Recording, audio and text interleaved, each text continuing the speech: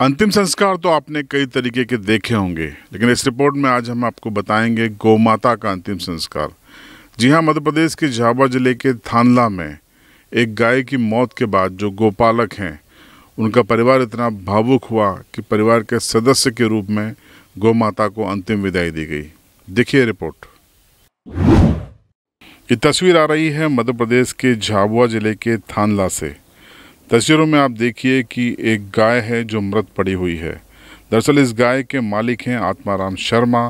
गोपालक के रूप में इस गाय को इन्होंने कभी भी बाहर नहीं जाने दिया, घर पर ही उसकी सेवा की, पूजा की। लेकिन लिपि नाम के एक रोग से वो ग्रसित हो गई।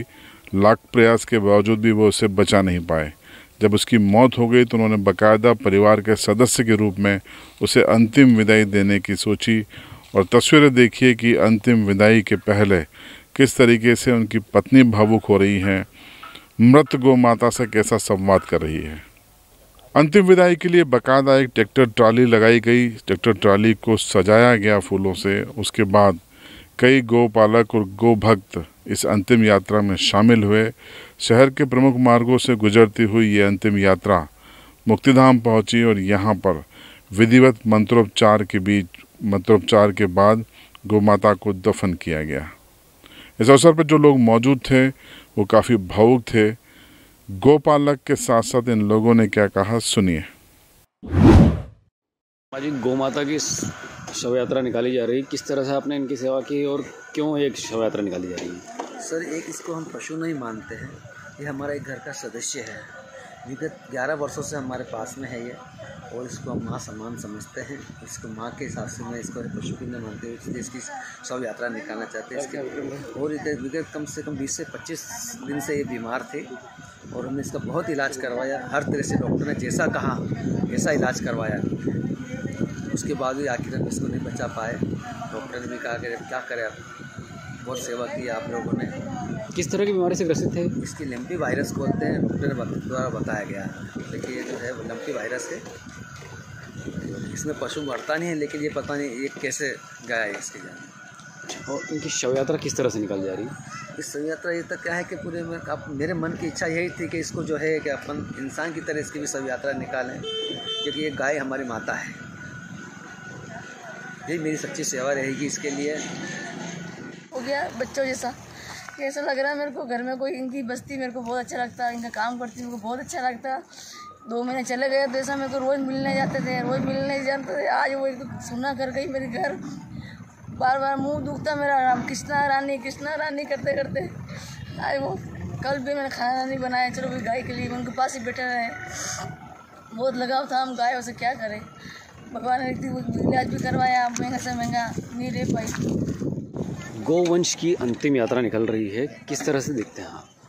हमारे थानला के आत्माराम जी शर्मा, जिन्होंने विगत 10, 15, 20 साल से मैं देख रहा हूं कि वो गाय माता लाए थे और उनकी इतनी सेवा चाकरी करी कि एक अपने घर में एक माँ की अपन सेवा करते, उसी प्रकार से गाय माता की सेवा चाकरी करी।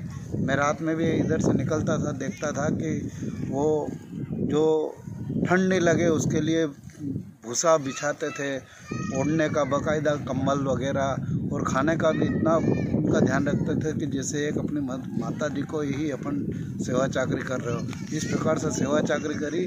और आज कल रात में बीमार होने पर उन्होंने इलाज भी भरपूर करवाया और इंदौर भी बात करी, इंदौर डॉक्टरों से बात करके और यहाँ के डॉक्टरों को निर्देश दिलवाए कि उनकी जो भी बीमारी हो जाए, लेकिन लेबोरेटरी नहीं होने से गाय माता को बचा नहीं सके।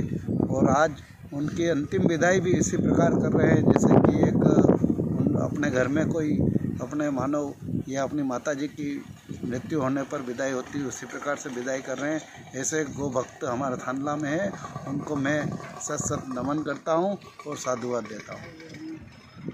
बहुत अच्छे से सेवा करते हैं और हम भी आते हैं। ये रानी से हमारे भी इतना लगाव था कि बहुत अच्छी थी ये गाय की जो अंतिम यात्रा निकल रही है। इनकी अंतिम यात्रा निकल रही है, इनके जैसी सेवा कोई कर भी नहीं सकता है। और ये इन्होंने तो बिल्कुल जैसे अपन इंसान को कैसा पालते माँ बाप को, उसी तरह इन्होंने भी पाला।